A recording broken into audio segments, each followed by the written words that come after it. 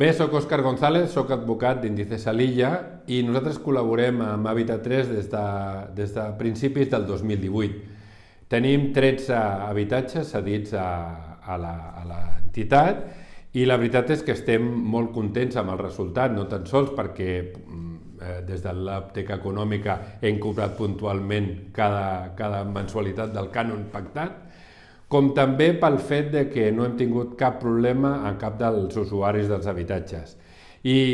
alhora que ens garanteix una tranquil·litat com a propietaris dels pisos en quant a la gestió, està llogat i es cobra puntualment,